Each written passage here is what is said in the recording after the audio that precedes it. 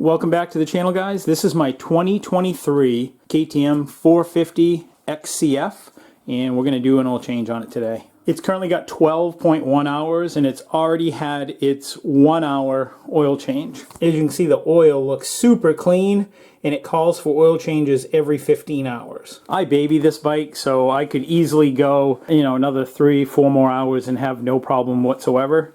But figure it's winter, it's in storage, so we might as well just change it now, so when it comes out in the spring, it'll be all fresh and ready to ride. I love this bike, guys. I bought this brand new earlier this summer, and this is probably, I'd say, the nicest dirt bike I've ever owned. I started riding when I was 3, and I grew up on 2-strokes, so 4-stroke dirt bikes are kind of a new thing for me. I've owned, plenty of 4-stroke street bikes, but this thing is incredible. I think the one thing I like about this is that it just doesn't matter what gear it's in. You can put it in any gear and it just goes. It's got a ton of torque. Now we'll remove the oil drain plug. That's 13 millimeters.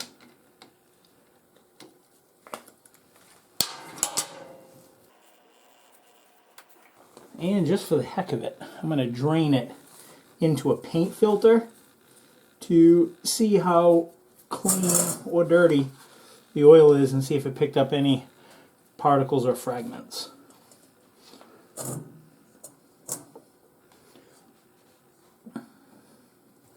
Now we're on the other side of the bike, or the left side, and now I'm going to take out the screen. I think there's a screen in here, if I remember correctly.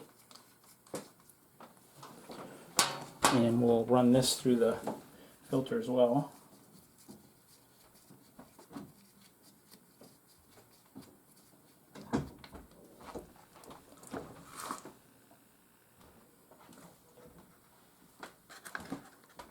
Now we'll remove this. That has a magnetic drain plug on it. And now we can inspect some of our pieces and parts. This screen has a few fragments on it, you can see. Little pieces of metal. See that in there? Real fine. Just real fine particles. And the drain plug has just like a thin paste on it of metal particles. Then we look inside the coffee filter and there's nothing.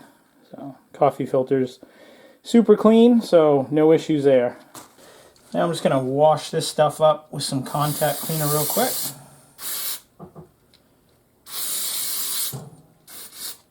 Get all those contaminants out of it.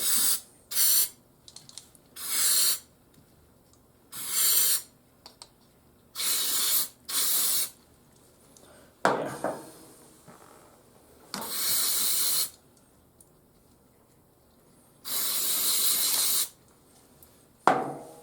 Now I'm going to loosen the strap on the other side and let the bike lean over a little bit so we can drain some of that oil out of it.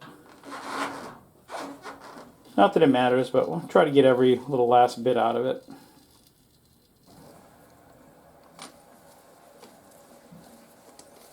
And we'll put these all back together and then we'll torque everything right at the end. Let's remove the filter.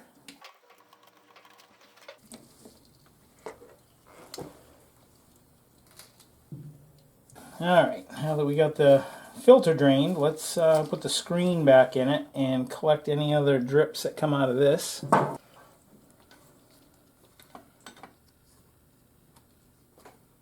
There.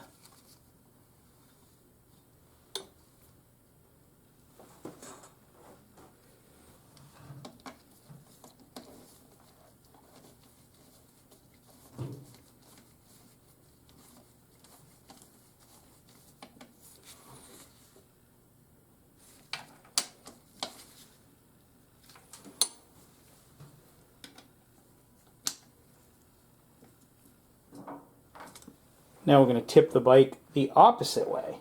And by tipping it backwards, like that, or the opposite way of what we just had it, it's going to allow us to pre-fill the oil filter with oil, so it's not going to go running all over the place. And I use the recommended oil that KTM recommends. Same thing with the filter, genuine KTM filters. So I'm just going to pour some oil in this filter.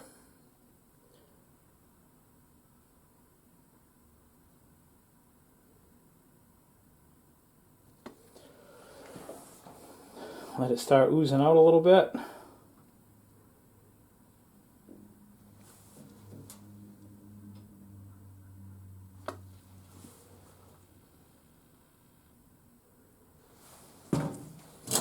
There it goes, starting to drip.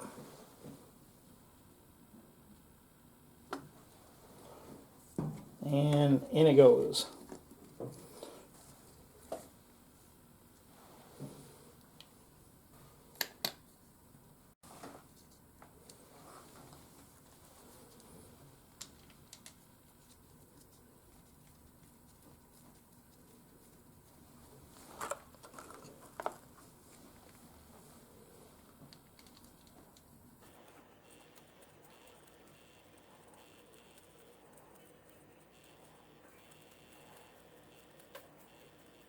There. And we've done just pretty much everything we need to do other than torquing everything and adding oil. If you guys have a motorcycle, do yourself a huge favor and print off either the manual to your bike or print off the sections that you're going to use a lot. Which for me, and I print off one for all my bikes, I save a full manual, but in this little binder, this is my maintenance book. So this is for my 2011 350, and then here we scroll to the 2023 450, and you'll see all the torque specs so I can check it routinely. I got the service intervals of when you're supposed to check things, so it's all at a quick glance, and I highlight the ones that I use a lot.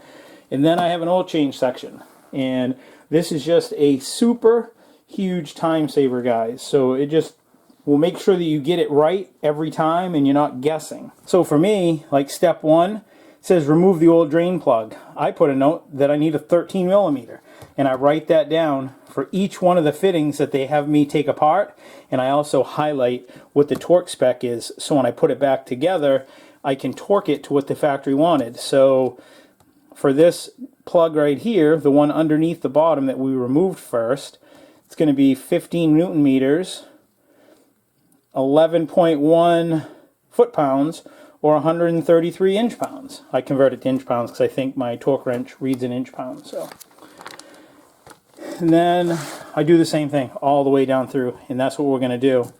And then I've made myself a little note at the bottom. The oil level cold must be to the center of the sight glass. If it's not at the center, add oil. Oil level warm.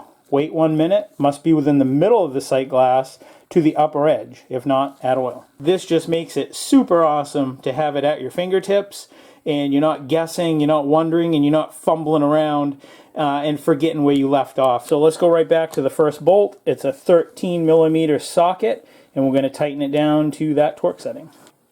There, I got my torque wrench set for 133 inch-pounds, so let's bring it up. There we go. That's it.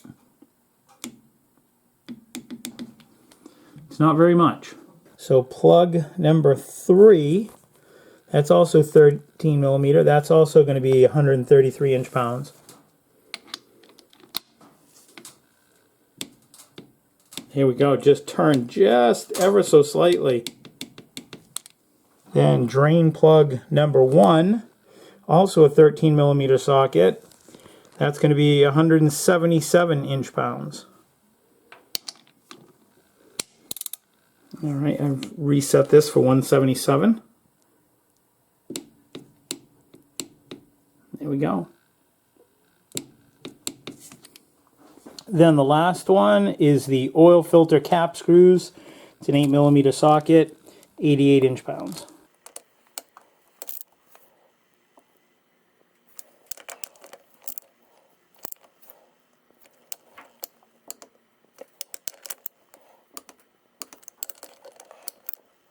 There we go. Now that everything's torqued, it's time to add some oil. I love this funnel. I can't remember where I picked it up, but that's a picture of it right there, and I love it because you can just like dump a whole bunch of fluid in it quickly, and it has like a small opening on this side, so you can just kind of like add a lot at one time.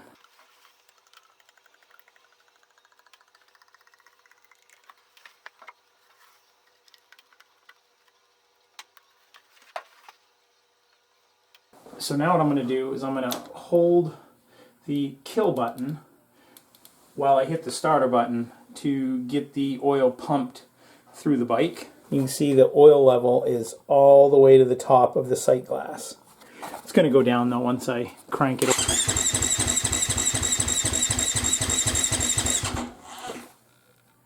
And now you can see how it's gone down a little bit. You can see we're probably pretty good right there. So what I'll probably end up doing is just let it sit for a little bit longer and see if it goes down any more. And then in the spring, I'll put a little note up on the handlebars of when I change the oil, and to make sure that I check it immediately. That way it'll remind me not just to take it for granted that the oil level is perfect. I'm going to want to let it warm up and then shut it off and wait a minute and then take a look at the oil sight gauge then to make sure it's right where it should be.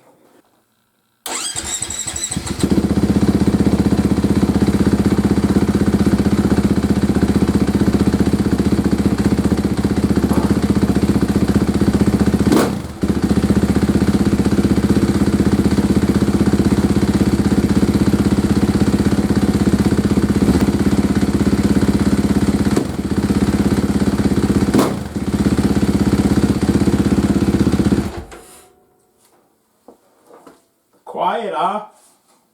Figure I'd just start it real quick, just so that we know where it's at and make sure that it's right on where it should be. So you can see that level is kind of like in the middle of that, and I would say that the bike is actually cold. I didn't have it running long enough to really matter, but it circulated through the system that it should have removed like any bubbles or anything like that. That's probably good enough until, you know, the spring when we get it out and we can fire it up safely. Then the next thing I do is create a journal entry where I log everything since the bike was brand new. That's when I bought it. I bought it on September 16th of 2023. And this is what I did for the break-in, how I broke it in, and this is everything I did for its first service. And now at this interval right now, I will create another journal entry and log everything that we did, so that way I have a whole running log of everything that I've done to this bike since it was brand new, or since I've owned it anyways. And I do that with all my bikes and all my equipment, including my snowblower and my generator, just so I can keep up on it and I'm not wasting money on either changing oil too soon or waiting too long and prolonging maintenance. And be sure to tune in next week, guys, because I'm going to pull out all of the suspension out of this and re-lubricate everything. I'm going to pull the front end off and grease all the head bearings, because some of these new bikes are notorious for not having a whole lot of grease in it, and I want this bike to last me a real long time. I'm telling you guys, this bike is awesome. If any of you guys are considering or thinking about purchasing one of these bikes, I'm telling you, you cannot go wrong. This bike is sick. It is fast, and I just love it. It rides awesome. It handles easy. It's just a really nice bike. And we've got some other stuff coming up too, guys. I've got my wife's 2001 Honda, which is street legal, XR 100R. If you haven't seen that video, check it out. It's a really fun bike to have on the street, and I'm going to be doing a whole top end on that. I'm going to be putting in a piston and valve seals. So freshen it up with new rings as well. And it's got all Honda OEM stuff. So that'll be coming up in a future episode too. So if these are something that you like, please don't forget to rate, comment, and subscribe, and I'll see you soon, guys. Thanks for your support on the channel. Have a great day. See ya, and God bless.